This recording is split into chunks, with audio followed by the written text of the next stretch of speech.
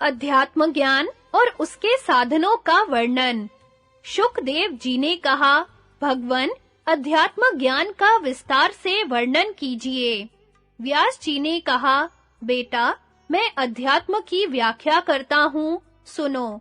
पृथ्वी, जल, तेज, वायु और आकाश, ये पंच महाभूत संपूर्ण प्राणियों के शरीर में स्थित हैं। ये सर्वत्र एक से होने पर भी समुद्र की लहरों के समान प्रत्येक जीव में भिन्न-भिन्न दिखाई देते हैं। संपूर्ण चराचर जगत पंचभूतमय ही है। पंचभूतों से ही सबकी उत्पत्ति होती है और उन्हीं में सबका लय बताया गया है।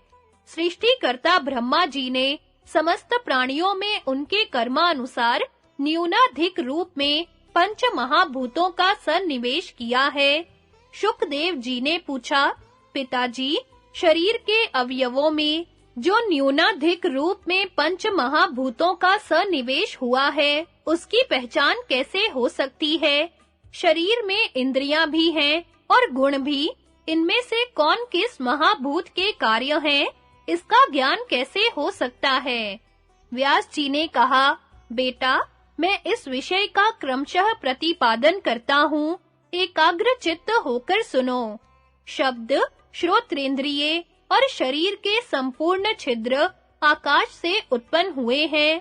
प्राण, चेष्टा और स्पर्श की उत्पत्ति वायु से हुई है। रूप, नेत्र और जठरानल, ये तीनों अग्नि के कार्य हैं। रस, रसना और स्नेह, ये जल के गुण हैं।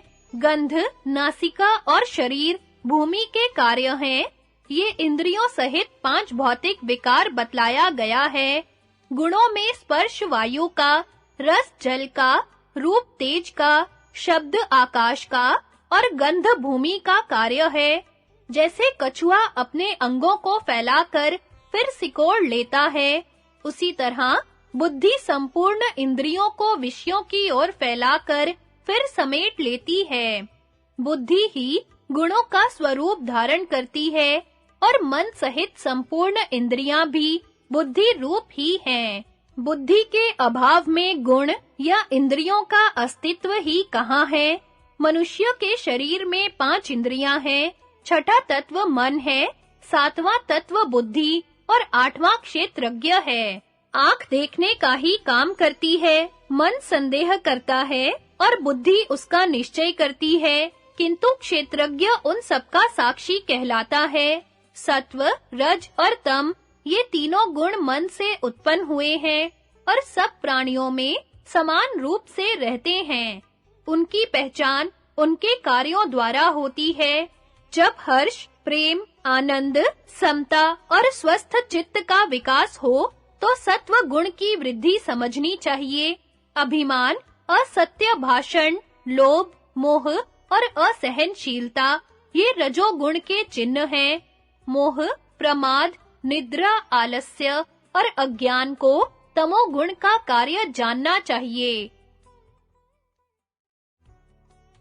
शुकदेव, कर्म करने में 3 प्रकार से प्रेरणा मिलती है। पहले तो मन में नाना प्रकार के भाव उठते हैं, फिर बुद्धि निश्चय करती है। तत्पश्चात हृदय उनकी अनुकूलता और प्रतिकूलता का विचार करता है। इसके बाद कर्म में प्रवृत्ति होती है। इंद्रियों की अपेक्षा उनके विषय श्रेष्ठ हैं। विषयों से मन, मन से बुद्धि और बुद्धि से आत्मा श्रेष्ठ है। भिन्न-भिन्न विषयों को ग्रहण करने के लिए ही बुद्धि विकृत होकर नाना रूप धारण करती है। वही जब सुनती है तो श्रोत्र कहलाती है और स्पर्श करते समय स्पर्श इंद्रिय के नाम से पुकारी जाती है।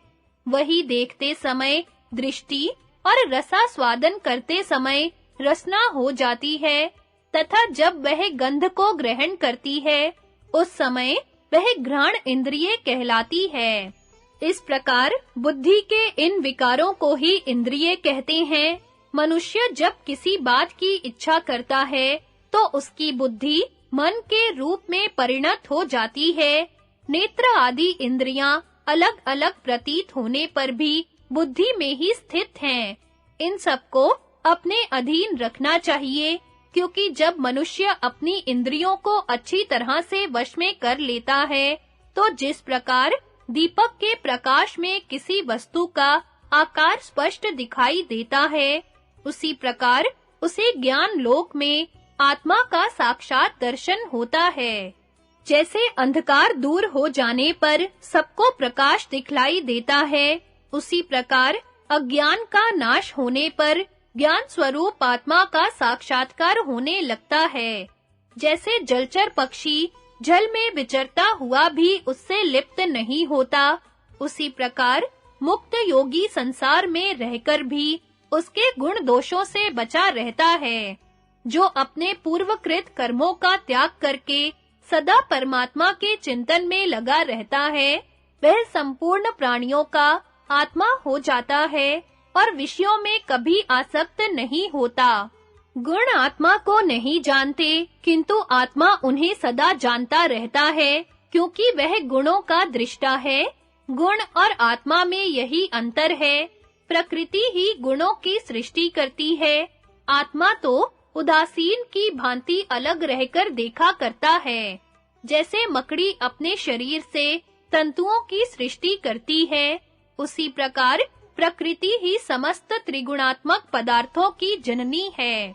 किन्हीं का मत है कि तत्व ज्ञान से जब गुणों का नाश कर दिया जाता है, तो वे फिर नहीं उत्पन्न होते, उनका सर्वथा बाध हो जाता है, क्योंकि उनका कोई चिन्ह नहीं दिखाई पड़ता।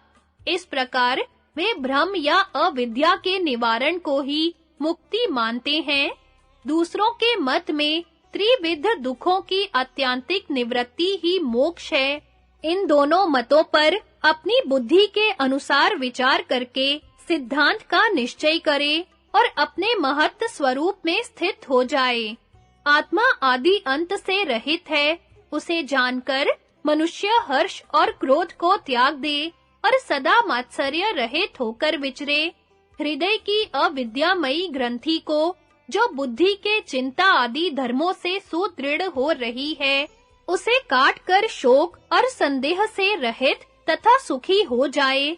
जैसे तैरने की कला न जानने वाले मनुष्य यदि भरी हुई नदी में कूद पड़ते हैं, तो गोते खाते हुए दुख उठाते हैं। उसी प्रकार अज्ञानी मनुष्य इस संसार समुद्र में डूबकर कष्ट भोगते रहते हैं, किंतु जो तैरना जानते हैं, वे जल में भी स्थल की ही भांति चलता है। उसी तरह ज्ञान स्वरूप आत्मा को प्राप्त हुआ तत्ववेता पुरुष संसार सागर से पार हो जाता है। जो संपूर्ण प्राणियों के आवागमन को जानता तथा उनकी विषम अवस्था पर विचार करता है, उसे परम शांति प्राप्त होती है। ब्राह्मण में इस ज्ञान को प्राप्त करने की सहज शक्ति होती है। मन और इंद्रियों का संयम तथा आत्मा का ज्ञान, ये मोक्ष प्राप्ति के लिए पर्याप्त साधन है। शम और आत्मज्ञान से पुरुष अत्यंत शुद्ध बुद्ध हो जाता है। बुद्ध का इसके सिवा और क्या लक्षण हो सकता है? बुद्धिमान मनुष्य इस आत्म तत्व को जानकर कृतार्थ हो जाते हैं। ज्ञानी पुरुषों को जो सनातन गति प्राप्त होती है, उससे बढ़कर उत्तम गति और किसी को नहीं मिलती। कुछ लोग मनुष्यों को रोगी और दुखी देखकर उनमें दोष ढूंढते हैं, और दूसरे लोग उनकी वह अवस्था देखकर शोक करते हैं। किंतु जिन्हें नित्य और अनित्य का विवेक है, वे ना शोक करते हैं, ना दोष दृष्टि। ऐसे ही लोगों को कुशल समझना चाहिए।